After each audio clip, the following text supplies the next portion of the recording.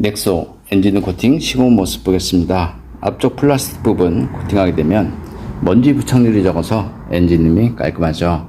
여기는 휴즈 박스 안쪽, 휴즈, 릴레이, 어스 부분 모두 코팅이 되었습니다. 엔진음 코팅의 가장 장점은 엔진음 안에 습기나 먼지로 인한 정기적인 트러블, 이런 것들을 방지할 수 있습니다. 코팅제가 건조가 되고 나면 커넥터, 센서 잘 빠지고요. 무상 수리받는데 지장 없으니까 걱정 안 하셔도 됩니다. 넥소 투명 코팅 시공 후 모습 보겠습니다. 여기는 모터 있는 부분이고요. 이런 커넥터까지 모두 코팅이 되었습니다. 앞쪽 멤버를 보겠습니다. 앞쪽 멤버를 보면 이렇게 금빛으로 보입니다. 페인트가 까져 있다, 이렇게 보시면 되고요. 페인트가 까져 있기 때문에 눈길 주행을 하게 되면 염화칼슘에 의해서도 부식이 잘 되죠. 넥소 차량 같은 경우는 여기 로암, 너클 이렇게 알루미늄 부품이 사용됐습니다. 알루미늄 부품의 장점은 현가 하질량을 줄여서 승차감 좋아지고요, 연비 좋아지죠. 여기 바로 옆쪽을 보면 이런 커넥터라든가 센서 이런 것들 많이 있는데요. 하부 세차를 하게 되면 이쪽으로 바로 물이 닿을 수 있죠.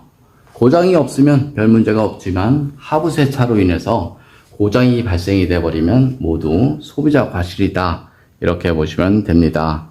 예전 차량 같은 경우는 엔진 쪽 물을 뿌려도 별 문제가 없었습니다. 그때는 기계식이었기 때문에 별 문제가 없었죠.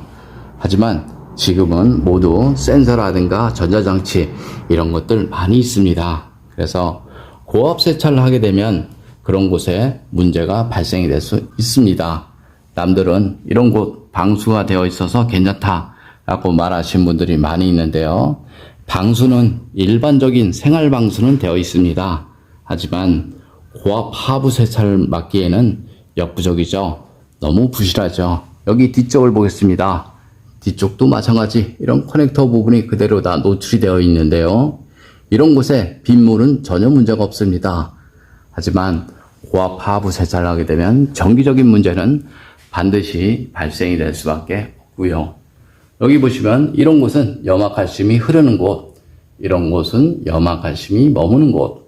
자동차 녹방질은 이런 곳에 두껍게 하는 것이 아니고요. 염화칼슘이 머무는 이런 곳에 꼼꼼하게 코팅을 하신 것이 좋습니다.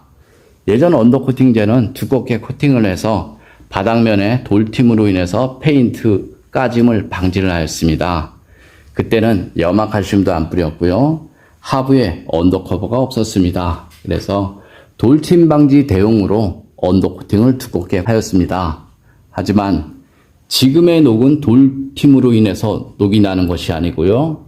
물로 변한 염화칼슘이 여기 부품 사이나 접합 부분에 스며들면서 부식이 발생이 되죠. 그래서 예전 방식 그대로는 사실상 자동차 녹방질은 어렵습니다. 예를 들어서 자동차 부식이 볼트, 너트, 작은 틈새에 발생이 되어 있는데 이런 재질로 이런 곳에 코팅을 할 수가 없죠. 볼트에 코팅을 해버리면 10mm 볼트가 12mm로 바뀌어버리고요. 커넥터 부분에 코팅을 해버리면 커넥터가 빠지지 않죠. 그래서 예전 방식 그대로는 자동차 녹방지 어렵다, 이렇게 보시면 됩니다. 좀 더 자세한 내용은 네이버에 코팅나라 검색을 하면 제 블로그가 있습니다. 이상 코팅나라에서 알려드렸습니다. 감사합니다.